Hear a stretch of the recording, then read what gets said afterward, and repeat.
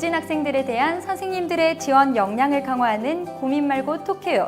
벌써 마지막 시간입니다. 그동안 학습 부진 학생들을 지도하면서 갖고 있었던 선생님들의 많은 고민과 사연을 함께 나누고 해법을 찾아봤는데요. 오늘은 선생님들이 힘들고 지칠 때 손을 내밀 수 있는 곳, 언제나 선생님들 가까이서 고민을 나누고 실질적인 도움을 줄 수 있는 곳, 학습 종합 클리닉 센터를 소개하도록 하겠습니다.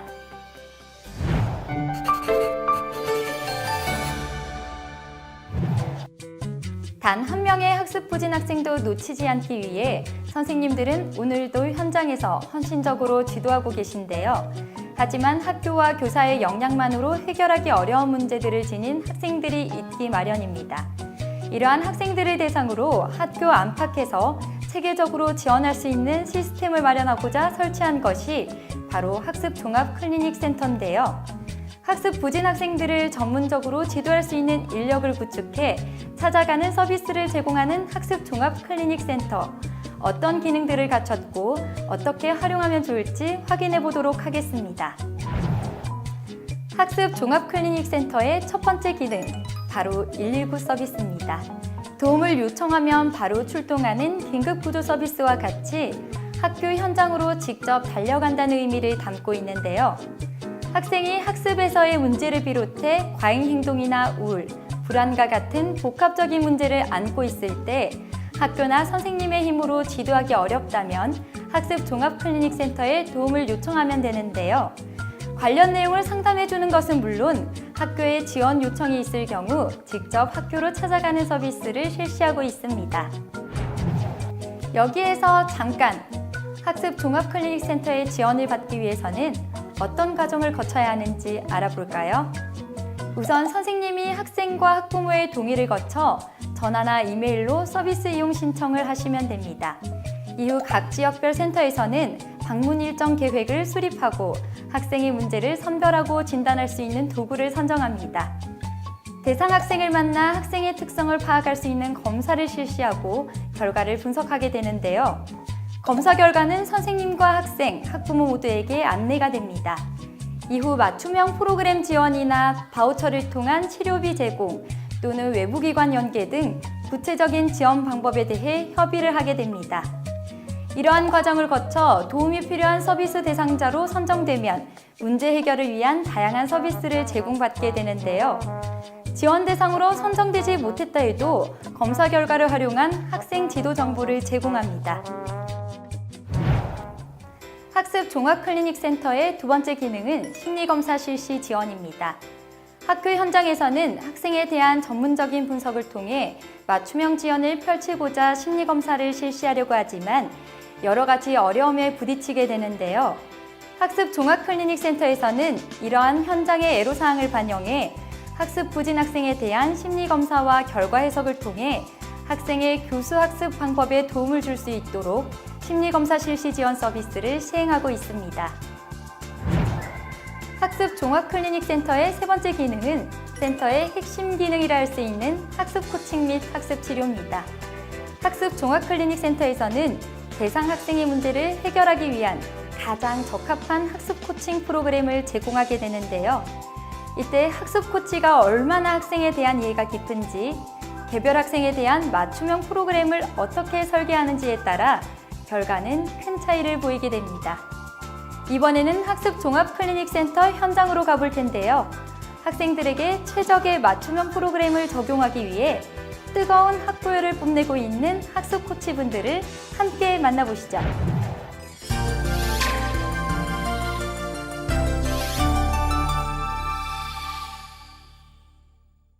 경북 서부 지역 학생들의 학습 부진을 해소하는 데 중추적인 역할을 담당하고 있는 경북 서부학습 종합클리닉센터. 이곳에서는 매달 한 번씩 특별한 회의가 열립니다. 바로 학습 부진 사례회의인데요. 센터의 모든 학습 코치들이 한자리에 모여 자신이 지도했던 학습 부진 학생의 사례와 자신만의 노하우, 코칭 기술, 전략 등을 공유하는 자리입니다. 오늘 사례 발표 주제는 정서행동, 환경적 요인으로 인한 학습 부진과 느린 학습자. 각각의 주제별로 그룹을 나눠 열띤 토론이 진행되고 사례 발표가 이어집니다. 이 아이들은 이제 시지각과 이게 협응이 잘 안 되기 때문에 시지각 훈련을 했을 때 굉장히 효과적이었습니다. 시지각 훈련을 이제 단계에 맞게 계속 이제 회기마다 이제 하게 했고요. 그리고 이제 아이들이 이 한글을 못하는 아이들이 대부분 발음도 안 좋았거든요.